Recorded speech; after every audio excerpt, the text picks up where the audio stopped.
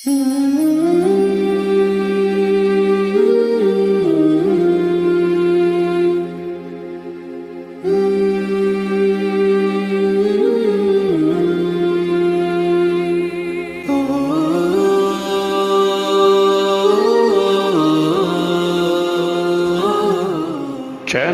हुसैन सितारे, राहे इल्म व अमल।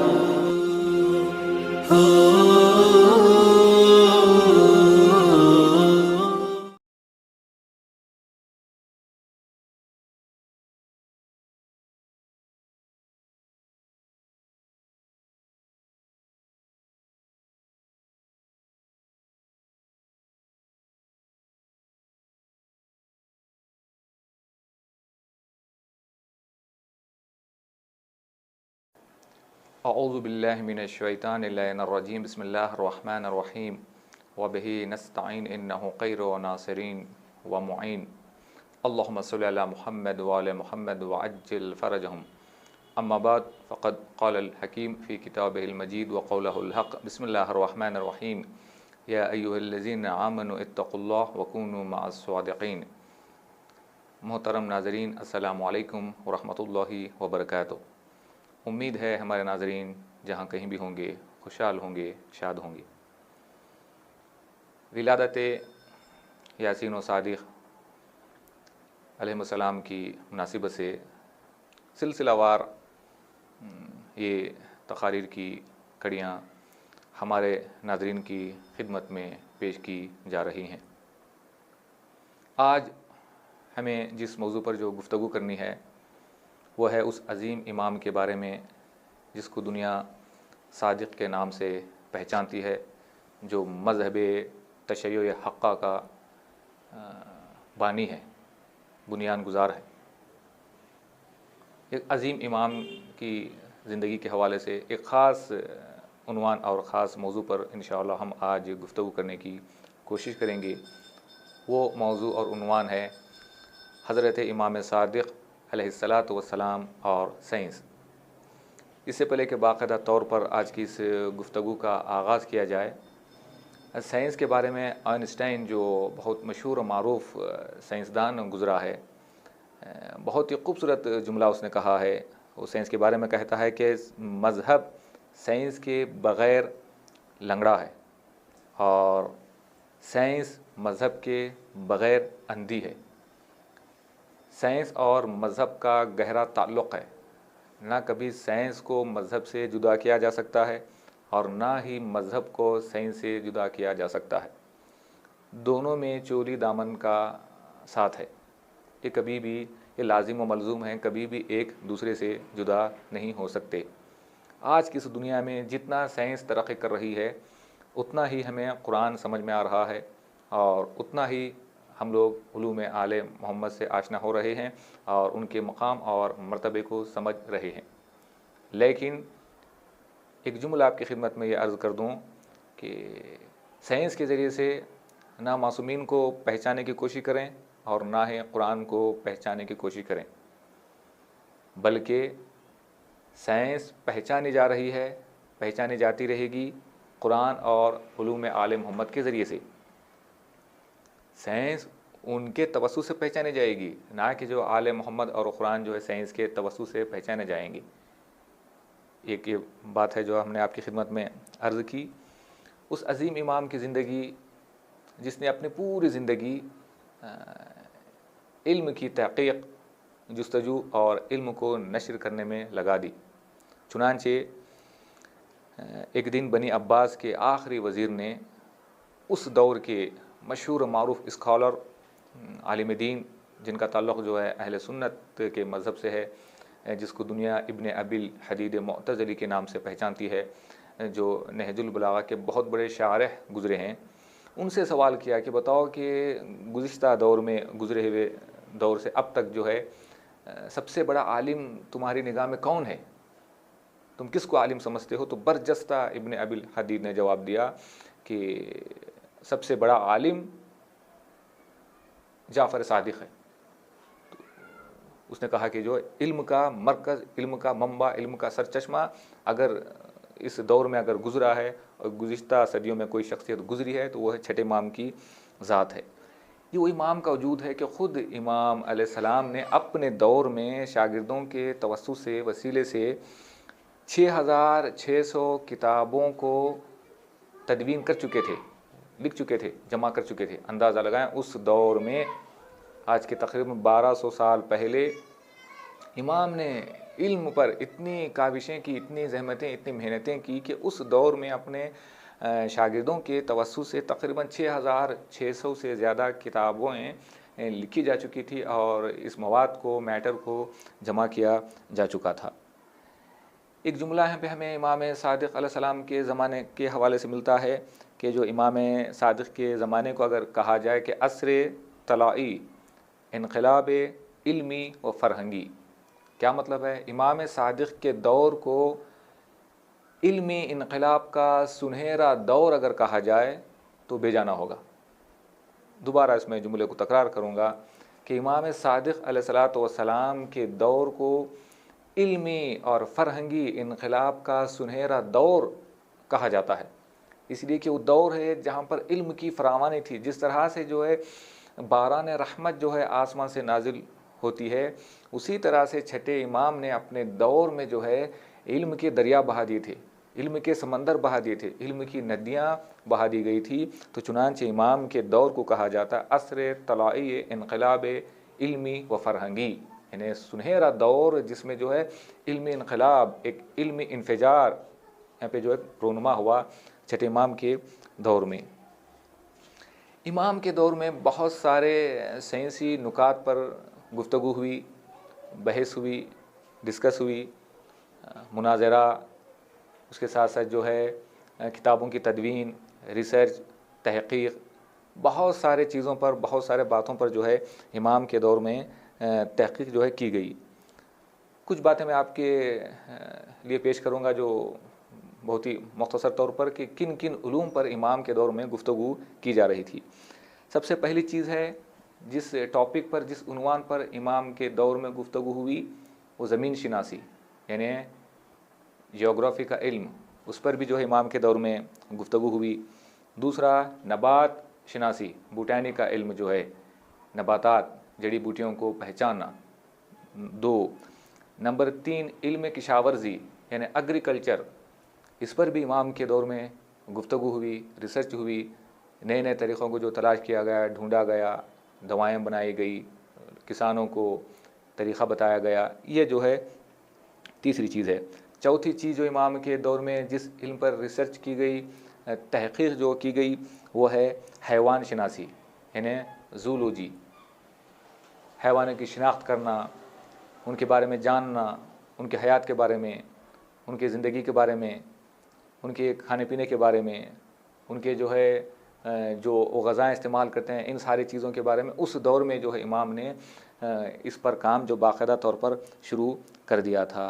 नंबर 5 है नुजूम शनासी, एस्ट्रोनॉमी, सितारों की पहचान, सितारों का इल्म, इस पर भी इमाम के दौर में काफ़ी गुफ्तगू हुई, काफ़ी रिसर्च हुई, काफ़ी जो है मालूमात आज हमारे पास जो है इस हवाले से पाई जाती हैं। नंबर 6 इल्म कीमिया, केमिस्ट्री, ख़ास कर ये ऐसा इल्म है जिसको बहुत ज़्यादा उसअत मिली, इसको फैलाया गया, नश्र किया गया और बाकायदा तौर पर इस पर किताबें लिखी गई। बहुत ज़्यादा अगर किसी इल्म पर काम हुआ है छठे इमाम के दौर में, वो है इल्म कीमिया, केमिस्ट्री। नंबर जो है 7 तशरीह आज़ा यानी जो एनाटॉमी के ज़रिए से इन्हें बदन के आज़ा जो हैं, हमारे जिस्म के जो आज़ा हैं, आज़ा व जवारे पर भी जो है गुफ्तगू की गई, उस इल्म पर भी जो है तहक़ीक़ की गई।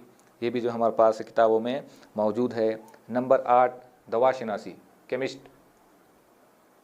दवाओं को पहचानना, दवाओं को बनाना, ये सारे उलूम जो है छठे इमाम के दौर में इन सारे उलूम पर जो है गुफ्तगू की गई। नंबर 9 माइक्रोब शनासी यानी जो बैक्टीरिया हैं उनको पहचाना, उनकी शिनाख्त करना, इस पर भी जो छठे इमाम के दौर में जो बाकायदा तौर पर रिसर्च की गई, गुफ्तगू की गई, इस पर भी मकाले, आर्टिकल, किताबें, डिबेट वगैरह उस दौर में जो है काफ़ी हुए हैं। नंबर 10 है मुआलजा अमराज यानी बीमारियों का इलाज, ट्रीटमेंट, किस बीमारी का कैसे इलाज किया जाए, और किस बीमारी के लिए कौन सी दवा फिट आएगी, किस बीमार के लिए क्या ग़िज़ा तजवीज़ की जाए और किस तरह से उसका इलाज किया जाए, ये सारी चीज़ें जो छठे इमाम के दौर में वजूद में आई, इन सारे उलूम पर इमाम के दौर में बाकायदा तौर पर जो है गुफ्तगू हुई है।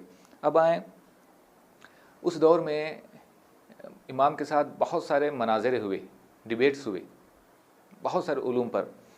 उनमें से एक ये है कि जो है एक शख्स आया इमाम की खिदमत में, मादा परस्त था, यानी जो है खुदा को जो है वो मानता नहीं था, खुदा की वहदानियत को जो इकरार करता नहीं था। यानी मादा परस्त का मतलब ये है कि जो है वो खुदा के वजूद को तस्लीम नहीं करते। वो कहते हैं कि जो है ये दुनिया मादे से वजूद में आई, सब कुछ जो कुछ भी है मादा है, खुदा नहीं है। ऐसे अक़ीदा रखने वाला इंसान, एक शख्स इमाम की खिदमत में आया। उसने एक यहाँ पे एक काम किया कि कुछ दिन मिट्टी में पानी और मिट्टी को जमा करके उसका छोटा सा ज़ख़ीरा किसी बर्तन में, किसी शीशी में उसने रख दिया। कुछ दिनों के बाद उसे कीड़े पैदा हो गए। जब उसके अंदर कीड़े पैदा हो गए तो इमाम की खिदमत में आया। आने के बाद कहा कि देखो, मैंने जो है पानी और मिट्टी के ज़रिए से कीड़ों को पैदा किया, तो मैं भी खालिक हूँ, तो मुझे भी खालिक कहें, मुझे भी खुदा तस्लीम करें, मैंने चूँकि इन कीड़ों को पैदा किया है। इमाम की खिदमत में आया तो इमाम ने कहा ठीक है, वाक़ई तो अगर खालिक है तो ये बता कि इन कीड़ों में कितने नर हैं, कितने मादा हैं, और इनमें किसका वज़न कितना है। अब हक्का बिक्का रह गया, उसके पास कोई जवाब नहीं था। मोहतरम नाज़रीन, खुदा की पैदा की हुई चीज़ों को लेकर किसी चीज़ बना देने का नाम जो है खालिक नहीं है। साइंस इसी का नाम है। खुदा की पैदा करदा चीज़ों पर रिसर्च करके, तहक़ीक़ करके कुछ चीज़ों को हमारे सामने पेश करती है। इसका मतलब ये नहीं कि सब कुछ वो खुदा हैं, वो खालिक हैं। तो इसी ने वही नज़रिया पेश किया कि चूँकि मैंने कीड़ों को बनाया हूँ, खल्क़ किया हूँ, पैदा किया हूँ, मैं खालिक हूँ। तो इमाम ने सवाल करके उसको बता दिया कि जो तू हम जैसा एक आम मखलूक खुदा है, तो एक आम इंसान है, तो खुदाई का दावा कर रहा है छोटे कीड़ों को पैदा करके। बता कि जिसमें नर कितने हैं, मादा कितने हैं, इन सब का जो है वज़न कितना है। अला कुल्ली, इमाम के दौर में बहुत सारी बातों पर गुफ्तगू हुई, रिसर्च हुई, तहक़ीक़ हुई कि एक जर्मनी स्कॉलर एक बात पर बहुत अफसोस, गहरे अफसोस का जो है इजहार करता है। वो कहता है कि जो है छठे इमाम के दौर में एक शख्स उनके साथ, उनका मुहिब था, उनका चाहने वाला था, बातें करते हुए चले जा रहे थे। इतने में जो है इत्तेफाक ये हुआ कि मिसगर बाज़ार, यहाँ पे जो है सोना, चांदी, जस्त वगैरह के बर्तन वगैरह बनाए जाते हैं, उस बाज़ार से इन दोनों का गुज़र हुआ। जब इन दोनों का गुज़र हुआ तो वो शख्स बातें करते हुए चला जा रहा था बहुत सारे मौज़ूआत पर। जैसे ही बाज़ार में दाखिल हुए तो उस शख्स ने छठे इमाम से सवाल किया, आए फ़र्ज़ंद रसूल, ये बताएं कि मिस किसे कहते हैं, जस्त, चांदी वगैरह मिस किसे कहते हैं। तो इमाम ने कहा कि ये फासिद शुदा चांदी है, यानी जो चांदी ख़राब हो जाती है, जो चांदी फासिद हो जाती है, जो उसका जो है पाको पाकीज़ा चांदी को निकालने के बाद जो चीज़ बच जाती है, उसको जो है मिस कहते हैं। फिर इमाम ने कहा कि एक ऐसी दवा है, उसको मिलाने से फिर उसको दोबारा चांदी की शक्ल दी जा सकती है, उसको चांदी में तब्दील किया जा सकता है, चांदी उसको बनाया जा सकता है। तो इमाम ने बग़ैर उसके सवाल किए कि इमाम ने बता दिया कि ऐसी दवा है जिसको मिक्स करने से, मिलाने से फिर दोबारा उसकी हालत को पलटाया जा सकता है। लेकिन उस साइल ने, जो इमाम के साथ था, चल रहा था, उसने सवाल नहीं किया पलट के, ऐ फ़र्ज़ंद रसूल, आप ये बताएं कि उस दवा का नाम क्या है, उसको कैसे जो बनाया जाता है, कैसे मिलाया जाता है, उसने सवाल नहीं किया।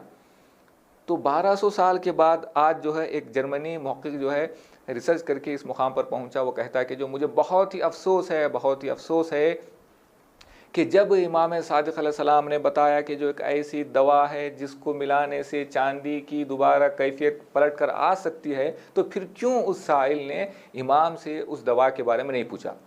तो मुझे बहुत अफसोस है इस बात का। तो उसने बाकायदा तौर पर जो है इस जुमले को अपने रिसर्च में लिखा है कि काश अगर उस शख्स साइल ने दवा पूछ ली होती तो आज जो है फासिद शुदा चांदी को दोबारा चांदी की शक्ल में, हैयत में उसको बदला जा सकता था, लेकिन ऐसा नहीं हुआ। जी, छठे इमाम के दौर में एक काम इमाम ने जो अजीम किया है वो है उलूम को नशर करने के लिए, फैलाने के लिए, उसको महफूज रखने के लिए बहुत सारे तदाबीर इमाम ने पेश किए, ताकि जो है, चूँकि इमाम इल्म गैब से जानते भी थे कि बाद आने वाले ज़माना कैसा है, क्या होगा। तो उस दौर में जो है कोई ज़्यादा कागज़ात नहीं थे, चमड़ों पर और बड़े बड़े पत्थरों पर, इसके अलावा जो खाल पर, इन चीज़ों पर जो लोग जो है उलूम को इकट्ठा करते, जमा करते। तो ये सारी चीज़ें जो है उस दौर की थी। बहुत पुराना ज़माना था, ज़्यादा मालूमात नहीं थी, टेक्नोलॉजी नहीं थी, तो ऐसे दौर की बात है। तो इमाम ने इल्म को महफूज करने के लिए जाबिर इब्ने हय्यान से कहा कि अय जाबिर, तुम एक ऐसा कागज़ बनाओ जिसको आग ना जला सके। लेकिन कितनी बड़ी कीमती बात है, कितना बड़ा साइंसी नुक्ता है, कितनी बड़ी कीमती बात जो है इमाम ने बयान कर दी। अय जाबिर, तुम एक ऐसा कागज़ बनाओ जिसको आग ना जला सके। तो इमाम के हुक्म की तामील करते हुए जाबिर इब्ने हय्यान ने ऐसा कागज़ बनाया जिसको आग नहीं जलाती थी, जला सकती नहीं थी। अगर आग में डाला जाए वो कागज़ जलता नहीं था। उस कागज़ को लेकर इमाम की खिदमत में आया, तो इमाम ने कुछ बातों को उस कागज़ पर लिखा और जो आग में डाला तो जो कागज़ को आग जो है ना जला सकी। अब मुझे नहीं मालूम कि इमाम का फ़लसफ़ा क्या है, इसके पीछे क्या सीक्रेट्स हैं, क्या राज हैं, मुझे नहीं मालूम। जो इमाम ने जो है क्यों जो है इस कागज़ बनाने की तदबीर को बयान किया, तो ख़ुद इमाम ही बेहतर जानते हैं। अंदाज़ा लगाएं उस दौर में, आज के 1200 साल पहले का दौर देखें, आज का दौर देखें। वो कागज़ बना लिया जाबिर इब्ने हय्यान ने इमाम के कहने पर, जिसको आग जला सकती नहीं थी, वो आग में जलने वाला नहीं था। ऐसा कागज़ जो उस दौर में तैयार किया गया छठे इमाम के दौर में। इसके अलावा इमाम के बहुत सारे नज़रियात हैं, साइंसी नज़रियात जो है बहुत सारे नज़रियात हैं। बाकायदा मोटी मोटी किताबें छठे इमाम के बारे में जो है लिखी गई हैं। यूरोपियन दानिश्वर ने जो है बाकायदा एक किताब लिखी है जिस पर जो इमाम छठे इमाम की मुफस्सल ज़िंदगी और साइंसी नज़रियात को जो उसमें बयान किया गया है। सुपरमैन इन इस्लाम के हवाले से बाकायदा एक बहुत मोटी किताब है। तो बहुत सारे इमाम अलैहिस्सलाम के नज़रियात हैं, जहाँ पे जो है मुख्तसर तौर पर कुछ नज़रियात की तरफ मैं इशारा करते हुए आगे बढ़ूँगा। ऑक्सीजन के बारे में इमाम का नज़रिया ये है कि अगर ऑक्सीजन में मौजूद अनासिर को, उसमें जो मौजूद उन्सुर हैं, उसके अंदर मौजूद जो अज्जा हैं, उसको अलग कर दिया जाए तो क्या कर सकता है वो ऑक्सीजन? लोहे को पिघला सकती है, लोहे को पानी कर सकती है, लोहे को जला सकती है। आज हम जो अपने घरों में जो बल्ब देख रहे हैं, जो लाइट देख रहे हैं, जो रोशनाई देख रहे हैं, ये उसी का नतीजा है कि शीशे में खालिस ऑक्सीजन मौजूद होती है और उसमें लोहे की तार मौजूद होती है। उस खालिस ऑक्सीजन की वजह से वो लोहे की जो बारीक सी तार होती है जल उठती है, उसी का नाम रोशनी है। तो आज के 1200 साल पहले छठे इमाम ने नज़रिया पेश किया कि ऑक्सीजन में जो अनासिर मौजूद हैं, उन अनासिर को अगर जुदा कर दिया जाए, अलग कर दिया जाए, तो ऑक्सीजन में इतनी कैपेसिटी है, इतना पावर है कि वो क्या कर सकती है, लोहे को पिघला सकती है, लोहे को पानी जो है बना सकती है। एक और नज़रिया इमाम ने पेश किया, वो बहुत ही खूबसूरत और बहुत ही जज़्बाब, अट्रैक्टिव है, बहुत ही प्यारा नज़रिया है। वो है ज़मीन के हवाले से एक नज़रिया इमाम ने पेश किया। इमाम ने नज़रिया पेश किया कि जो है ज़मीन सूरज के इर्द गिर्द हरकत करती है। ये नज़रिया छठे इमाम ने जो है पेश किया है। इमाम का नज़रिया है कि ज़मीन जो है इर्द गिर्द चक्कर लगाती है। आज दुनिया में आधा हिस्सा अगर अंधेरे में है और आधा हिस्सा रोशनी में, और कभी किस मुकाम पर जो अंधेरा होता है, किस मुकाम पर जो उजाला होता है, किसी मुकाम पर रोशनाई है, किसी मुकाम पर जो है तारीकी है। तो छठे इमाम बयान फरमाते हैं कि ये जो है सूरज के इर्द गिर्द ज़मीन चक्कर लगाने के सबब है, ना कि सूरज जो ज़मीन के इर्द गिर्द चक्कर लगाने की वजह से नहीं है, बल्कि ज़मीन जो है सूरज के इर्द गिर्द चक्कर लगाती है। तो जो है उसके नतीजे में ये सुबह शाम वजूद में आते हैं, अय्याम वजूद में आते हैं, साल व माह वजूद में आते हैं, और किसी मुकाम पर तारीकी है, किसी मुकाम पर नूर है, किसी मुकाम पर अंधेरा है। ये सारी चीज़ें जो है ज़मीन के हरकत करने पर है। तो आज के 1200 साल पहले छठे इमाम ने ये नज़रिया पेश किया कि जो है ज़मीन सूरज के इर्द गिर्द चक्कर लगाती है। ये बात कब पता चली? तकरीबन आज के 500-600 साल पहले से ये नज़रिया वजूद में आया, यानी छठे इमाम के एक बहुत मुद्दत के बाद, यानी तकरीबन 500-600 साल के बाद फिर इस नज़रिए को ताकत मिली, एनर्जी मिली, क़ुव्वत मिली, इस नज़रिए को फिर दोबारा उसको उभारा गया। तो बहुत सारे ऐसे साइंसदान हैं जो गुज़रे हैं जिन्होंने बहुत सारी बातें ज़मीन के हवाले से की, लेकिन मुख्तसर ये कि जो है बहुत ज़्यादा रिसर्च के बाद, तहक़ीक़ के बाद जब दुनिया इस मुक़ाम पर पहुँची कि जब दुनिया वालों ने साइंस का इल्म हासिल करके चाँद की दुनिया पर अपना ठिकाना मुक़र्रर किया, जब वहाँ पर गए तो चाँद से दूरबीन के ज़रिए से देखा कि जो है ज़मीन आहिस्ता आहिस्ता आहिस्ता जो है सूरज के इर्द गिर्द जो चक्कर लगा रही है, घूम रही है। तो 1200 साल पहले इमाम ने ये बयान कर दिया था कि जो है ज़मीन सूरज के इर्द गिर्द जो है चक्कर लगाती है। तो 1200 साल के बाद जब चाँद की दुनिया पर पहुंची है, तो वहाँ से जाने के बाद जो है अक्स बरदार जो दूरबीन थी, उस दूरबीन के ज़रिए से जब देखा गया तो जो बाकायदा तौर पर ज़मीन जो है आहिस्ता आहिस्ता सूरज के इर्द गिर्द जो है चक्कर लगा रही है। और जो है छठे इमाम का कौल ये सच साबित हुआ। इमाम ने कहा था कि ज़मीन क्या कर रही है? चक्कर लगा रही है। इसके अलावा इमाम का एक और नज़रिया है, जो इमाम ने नज़रिया पेश किया, वो ये है कि मौत के हवाले से इमाम का नज़रिया ये है कि अगर मौत ख़त्म हो गई तो फिर बनी नौ इंसान दुनिया में बाकी नहीं रहेगा। मौत को अगर ख़त्म कर दिया जाए तो फिर इंसान निस्त नाबूद हो जाएगा, फिर दुनिया में इंसानों की आबादी नहीं रहेगी।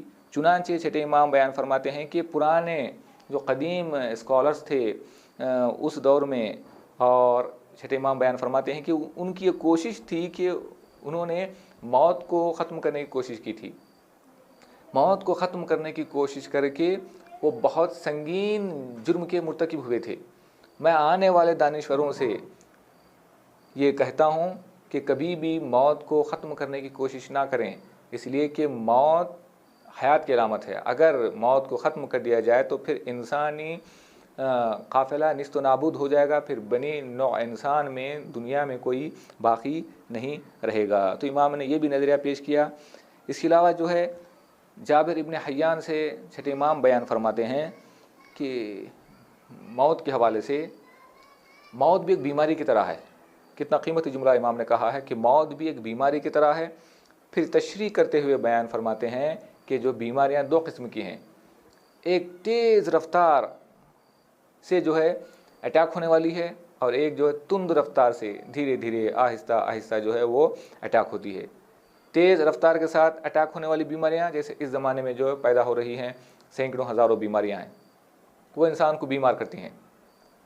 तुंद रफ्तार से जो बीमारी अटैक करती है, मौला बयान फरमाते हैं इसी का नाम जो मौत है, वो धीरे धीरे आहिस्ता आहिस्ता आहिस्ता आहिस्ता आहिस्ता आहिस्ता जो है इंसान को ख़त्म करती है। तो इमाम के नज़रिए के मुताबिक जो है बीमारियां दो किस्म की हैं, एक तेज़ रफ्तार से जो अटैक होने वाली, और एक जो है धीमे धीमे धीरे धीरे से जो है तुंदरू बीमारी है। तो इमाम ने इसके हवाले से भी एक नज़रिया पेश किया। फिर एक इमाम एक और नज़रिया बयान फरमाते हैं, वो है सितारों के हवाले से है। ये तो बहुत ही मशहूर मारूफ़ है, जो है कदीम ज़माने से, छठे इमाम के दौर से नहीं बल्कि उससे पहले भी जो है हज़ारों सालों से बिलखुसूस जो है एक इल्म नजूम ऐसा इल्म है जो बहुत ही कदीम है। हज़ारों सालों से इस पर गुफ्तगू होती आ रही है, जस्तजू होती आ रही है, तलाश बिस्यार जो है इस पर किया गया है, आर्टिकल लिखे गए, मकाले लिखे गए। उस दौर से भी जो बहुत मोटी मोटी किताबें हैं इसके बारे में हमें देखने को मिलती हैं। सितारों के हवाले से भी इमाम ने बहुत सारे नज़रिए पेश किए हैं। छठे इमाम बयान फरमाते हैं कि जो है ऐ जाबिर, तुम जो इन सितारों को देख रहे हो, ये एक सितारा दुनिया के बराबर है। आज की साइंस यही कहती है कि अगर कोई सितारा टूटकर दुनिया में आ जाए, ज़मीन पर आ जाए, तो जो है इस दुनिया के बराबर एक सितारा बनेगा। तो छठे इमाम बयान फरमाते हैं कि ऐ जाबिर, जिस सितारों को तुम देख रहे हो एक सितारा पूरी दुनिया के बराबर है। और फिर बयान फरमाते हैं कि ऐ जाबिर, ये सारे सितारे आपस में मिलकर फिर एक जहान बनते हैं, फिर एक दुनिया बनते हैं। दोबारा मैं इस जुमले को तकरार करूँगा। मौला बयान फरमा रहे हैं कि ऐ जाबिर, ये सारे सितारे जो तुम देख रहे हो, ये एक इकट्ठा होकर फिर एक दुनिया बनते हैं, एक जहान बनते हैं। इसका मतलब क्या है? आज की साइंस ही हमें बता रही है कि गैलेक्सी, मिल्की वे गैलेक्सी, ये सारे जो है सितारे जिसमें जो पाए जाते हैं लाखों करोड़ों मिलियन की जो बिलियन की तादाद में, तो खुद एक जहान है। तो इमाम ने कहा कि वो एक जहान बनते हैं। इसका मतलब उसको अगर अंग्रेज़ी अल्फाज में बदल कर कहा जाए, मिल्की वे है, गैलेक्सी है, जहाँ पर जो है सिर्फ सितारे ही सितारे हैं, सिर्फ जो नूर ही नूर है। ये नज़रिया भी इमाम ने पेश किया। और फिर बयान फरमाते हैं, ऐ जाबिर, तुम इन सितारों में जो हरकत को देख रहे हो, इनके अंदर जो मोशन है, इनके अंदर जो मूवमेंट है, इसको तुम देख रहे हो, ये सितारों की बका है। अगर सितारे हरकत ना करें तो सुकूत कर जाएंगे, यानी टूट कर गिर जाएंगे। सितारों का हरकत करना सितारों की हयात है। सितारों का हरकत करना सितारों के वजूद की दलील है। सितारों का हरकत करना आपस में, इसका मतलब ये है कि वो एक मुकाम पर उनकी हयात है, वो बाकी हैं, जुड़े हुए हैं। अगर कुछ लम्हात के लिए सितारे अगर क्या करें, हरकत ना करें, तो सुकूत कर जाएंगे, ज़मीन पर जो है गिर पड़ेंगे। ये एक नज़रिया इमाम ने जो है पेश किया है। एक और ख़ूबसूरत नज़रिया जो इमाम ने पेश किया है वो बहुत ही पसंद करने के काबिल है। बहुत ही खूबसूरत नज़रिया है जो इमाम ने पेश किया। वह है इंसानी जिस्म के हवाले से, जो ह्यूमन बॉडी है उस हवाले से इमाम ने खूबसूरत नज़रिया पेश किया। वो नज़रिया ये है कि ऐ जाबिर, तुम याद रखो कि जो है जो कुछ भी ज़मीन के अंदर धात मवाद मौजूद है, वो सारी चीज़ें इंसान के बदन में मौजूद हैं। कितना खूबसूरत नज़रिया इमाम ने पेश किया कि ऐ जाबिर, जो कुछ भी ज़मीन में पाया जाता है वो इंसान के वजूद में पाया जाता है। तो साइंस की तहकीक जो है आज ये बताती है कि 100 से ज़्यादा एलिमेंट्स ऐसे हैं जो हमारे अर्थ में पाए जाते हैं, ज़मीन में पाए जाते हैं, सोने की शक्ल में, तांबे की शक्ल में, जस्त की शक्ल में, आयरन की शक्ल में, और दूसरे मेटल की शक्ल में, तांबे की शक्ल में, जिंक की शक्ल में, ये सारी चीज़ें जो है पाई जाती हैं। तो फिर जो है इमाम बयान फरमाते हैं कि जो है ऐ जाबिर, इंसानी जिस्म में जो हमने कहा कि वो चीज़ें जो ज़मीन में मौजूद हैं, वो सारी चीज़ें इंसानी बदन में मौजूद हैं। फिर इमाम आगे बढ़कर बयान फरमाते हैं कि उसमें कुछ चीज़ों की जो है तशरीह की, लेकिन नामों को इमाम ने नहीं बताया, लेकिन कुछ चीज़ों को बताया है। कि इमाम कहते हैं कि जो है इंसानी बदन में 8 ऐसी चीज़ें हैं जो बहुत कम मिक़दार में पाई जाती हैं, और फिर 8 ऐसी चीज़ें हैं उससे भी कम मिक़दार में पाई जाती हैं, और 4 ऐसी चीज़ें हैं जो इंसान के बदन के अंदर बहुत ज़्यादा पाई जाती हैं। दोबारा मैं इसको रिपीट करूं ताकि हमारे नाज़रीन गौर से इसको सुने।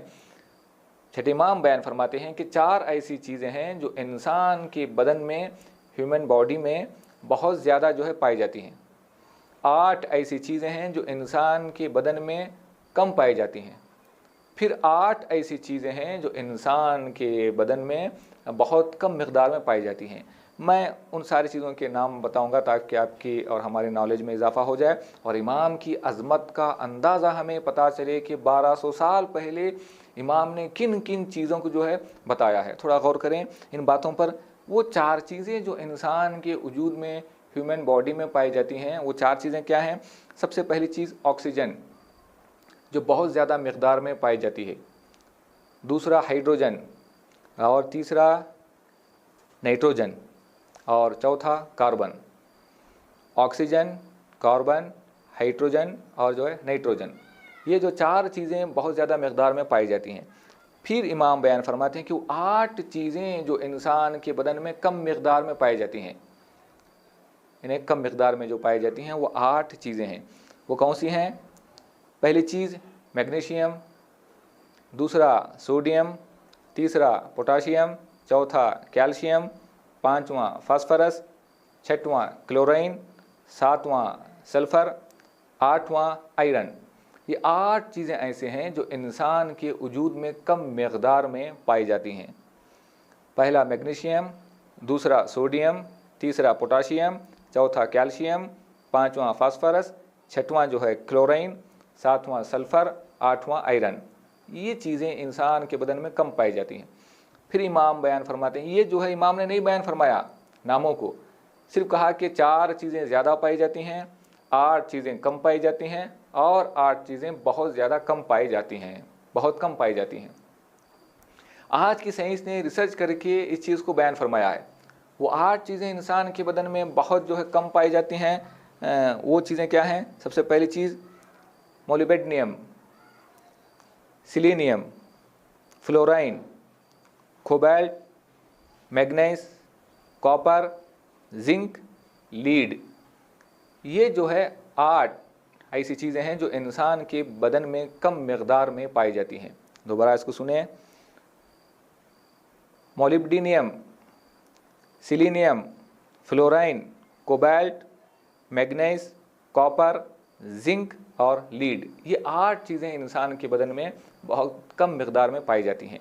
अब अंदाज़ा लगाएं, ये जो इमाम ने बयान फरमाया 1200 साल के बाद ये चीज़ें इंसान की तहक़ीक़ में आई। जो चीज़ें इमाम ने 1200 साल पहले बयान फरमाई थी कि इंसान के बदन में 4 चीज़ें ज़्यादा मिक़दार में पाई जाती हैं, 8 चीज़ें कम मिक़दार में पाई जाती हैं और 8 चीज़ें जो है उससे कम मिक़दार में पाई जाती हैं, तो तक़रीबन 1200 साल के बाद जब एनाटॉमी का इल्म वजूद में आया, इंसान के जिस्मों को चीर फाड़ कर जो है देखना, गौर करना कि जो है इंसान के वजूद में क्या क्या चीज़ें हैं, जब ये इल्म तशरीहुल आज़ा एनाटॉमी का इल्म जब वजूद में आया, तब पता चला कि जो छठे इमाम ने जो 1200 साल पहले कहा था वो जो है सच साबित हुआ।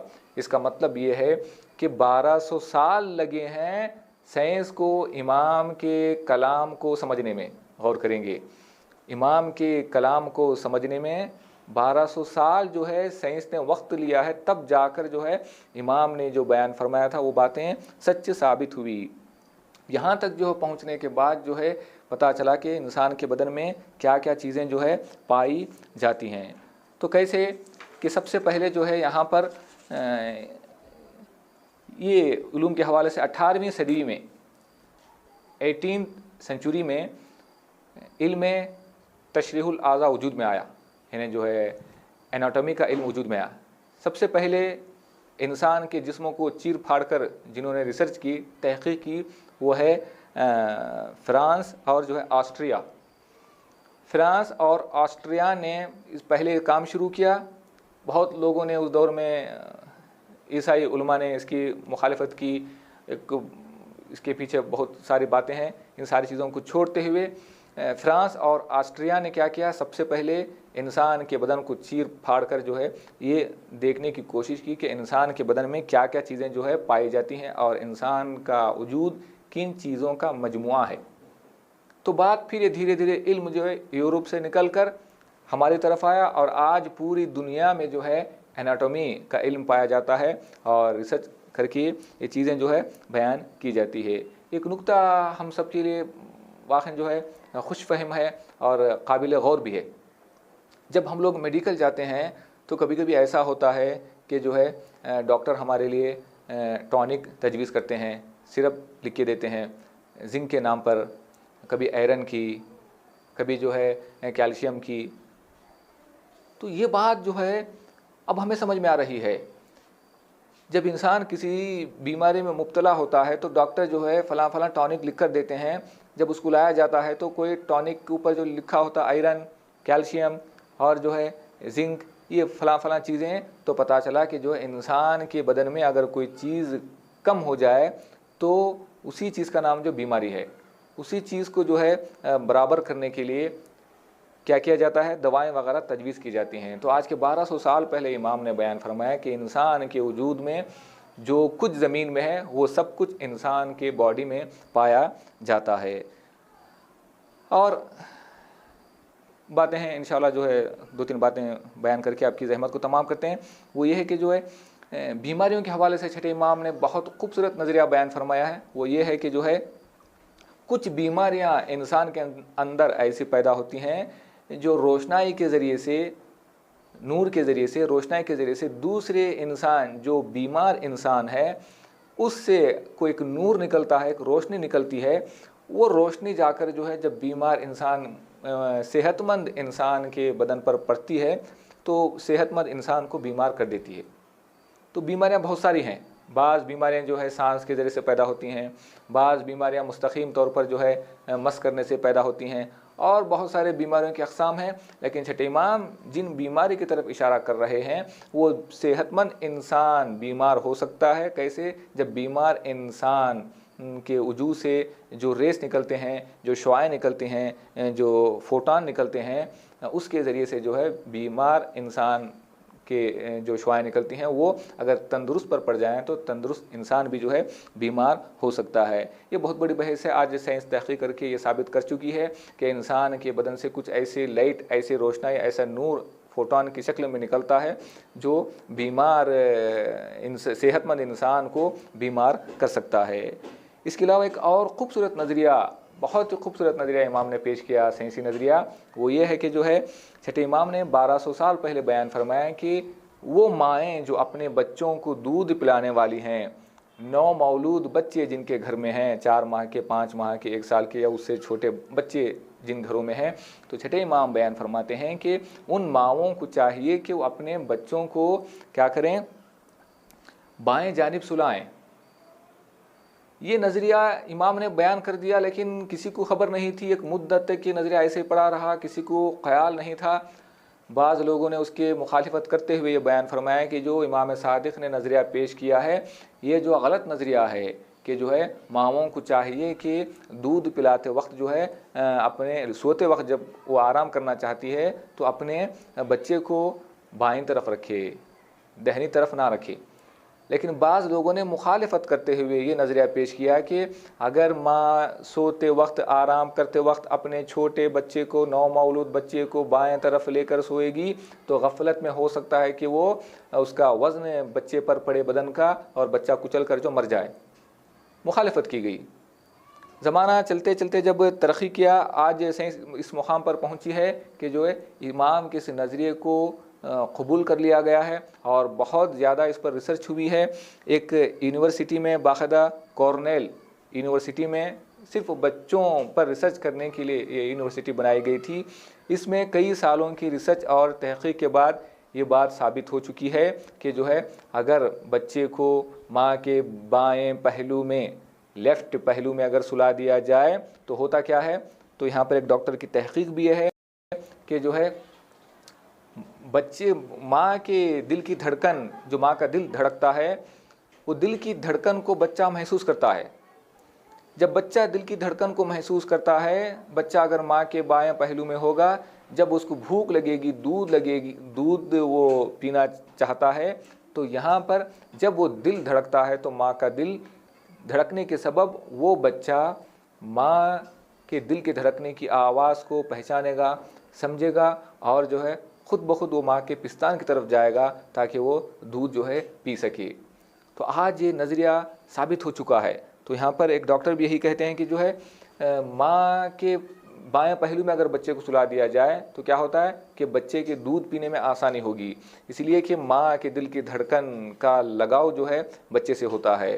तो बच्चा पहचान लेता है, पहचान कर जो है वो पिस्तान की तरफ आगे बढ़ के खुद ब खुद वो दूध जो है पीने लगता है। तो अंदाज़ा लगाएं कैसे कैसे नज़रिया जो छठे इमाम ने आज के 1200 साल पहले पेश किए हैं। कुर्बान जाए हमारे जाने हमारे इस मौला आका पर कि कितनी प्यारी बातें और कितने खूबसूरत नज़रिया जो है इमाम ने पेश किए हैं। आज इमाम का हर एक नज़रिया सच साबित हुआ है। एक नज़रिया ऐसा नहीं है जो इमाम का अल-आज़ुबिल्लाह जो है गलत साबित हुआ हो। तो जितने नज़रिए इमाम ने पेश किए हैं सारे नज़रियात आज जो है सच और 100% जो है ये सही साबित हो चुके हैं। इन बातों को मैं यहीं पर रोकूंगा। इंशाअल्लाह फिर किसी और मौजू के साथ गुफ्तगू के लिए आपकी खिदमत में हाजिर होंगे। तब तक के लिए जहाँ कहीं भी हैं खुश रहें, शाद रहें, आबाद रहें। अस्सलामु अलैकुम व रहमतुल्लाहि व बरकातुहू।